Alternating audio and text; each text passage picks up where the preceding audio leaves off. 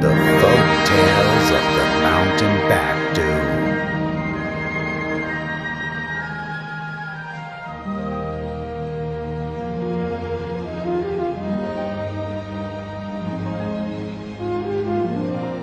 Hello. Today I am going to tell of the story of the Jongducksa Temple. The old ruins of the Jongducksa Temple are located on a flat rock at the foot of the Kyernwoo Peak. It was also called the Pargwaemyo, which means the basic figure symbolized 8 directions because the shape of the temple was octagonal.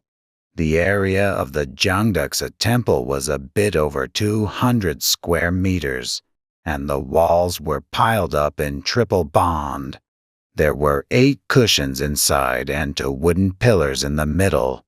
There was an apart sleeping room on the north side, and the builder put on the ondol, which means the hypocaust of Korean style in that sleeping room. According to the report, there were a total of 99 doors in the Jongducksa Temple, and it was said that this was the reason why so many doors had been set up. The letter Back, which means white, used in the name of the Backdumountain, was the letter taken away the horizontal line from the letter Back, which means 100. This number of the 99 was said to the sum of the large and small peaks of the mountain Backdu. Because this letter Back means white, this also symbolized the features of the Backdumountain, where white snow had been piled up through 4 seasons.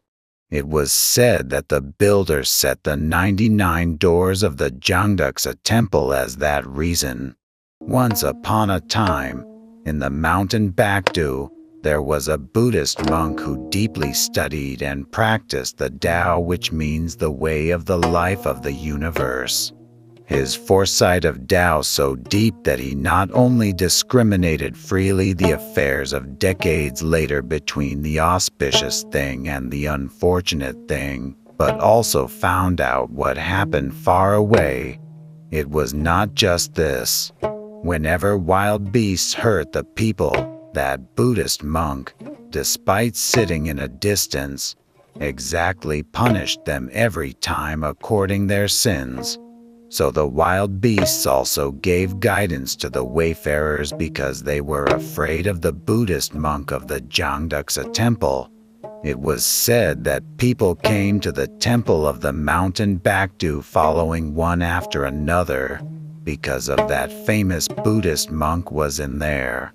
Those who came to follow this master and become a monk, those who came to get help in misfortune, those who came to receive the teachings of worldly affairs, those who came to read the scriptures and become a hermit, and etc. The bell's sound of soft and steady of high density ringing in the Jongducksa Temple broke the silence of the mountain Backdu, and the perfume of the burning incense spread throughout the sky far away.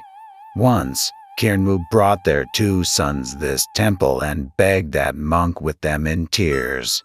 "Oh, Buddhist monk of full benevolence, please, for the sake of these children, give me a way to meet Jiknyoe."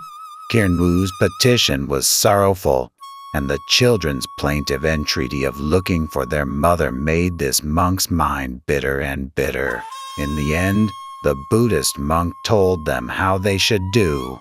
"If you go up to the Milky Way, getting on the starlight, when the new star rises on the 7th day of the 7th month, you will be able to meet Jiknyoe."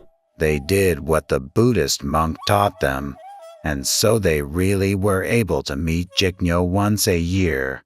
The king of the celestial kingdom, who heard the news that Kyernwoo had used to meet Jiknyoe with his children like that, showed his great anger. He growled out a command. "I will never forgive that monk." On the morning of the next day of that the celestial king's anger, monks came to Jongducksa Temple and tried to worship of the morning, but they could not find where that Buddhist monk had gone. Monks waited him a quarter of a day, but he never appeared. Monks formed 4 groups and toured all over the north, south, east, and west, but they did not even find the shadow of the Buddhist monk. 1 year later, 10 years later, the information about that Buddhist monk was just in a fog. Monks were scattered one by one. A tide of people gradually stopped coming. The times flowed like water. Hundreds of years passed. Near the mountain Backdu, there was a farmer who kept the scripture handed down by his ancestors like a treasure. He had such this dream on the first night of the first day of the new year by the lunar calendar. The Buddhist monk, wearing white clothes and white bearded, muttered as he strolled through the side of the Cheonji with his worship cane. The old place which had been prospering was devastated, and who should succeed in this great achievement? The next day, the farmer visited old-aged people in the neighborhood and told the story of this dream. And they interpreted the dream. It is said that, in the old days, the famous Buddhist monk of the mountain Backdu ascended to heaven. Maybe that monk came down to the world. The farmer waited for the thawing and went up to the mountain Backdu with some of the manhood of the village to find the Buddhist monk. As they searched the mountain peaks of the ridge of the mountain Backdu one by one, they came to the Kyernwoo peak and found the Buddhist monk. Oh, the Buddhist monk is there. The first person who saw that monk shouted. When the people who went with him saw where he was pointing, the Buddhist monk was there sitting on the mid-slope of a cliff of the Kyernwoo peak. The Buddhist monk wearing a tangan, which means a kind of the horsehair inner cap, on his head, wearing a topcoat, and joining his hands, was sitting gently on the stone table and was memorizing the scripture of the Buddha. They arranged the right table with that they had prepared and made a earnest request to the Buddhist monk with bowing from their waist. Oh, sir, please, come down here and take care of us. No matter how much they begged, the Buddhist monk did not move on the spot. He did not even pretended to listen. Then people staidly took a close look at the Buddhist monk. He was already a stone Buddha. They consulted to each other and said, Let's build the temple again in this place and praise the virtues of the Buddhist monk and deepen the Tao after that Buddhist monk. From the spring of that year, they began to build a new temple on the site of the old temple. No matter where the soul of the stone Buddha sitting on the Kyernwoo peak came, they built a temple in octagonal shape in order to have that Buddha's soul easily enter the temple, and so they set the doors on every side.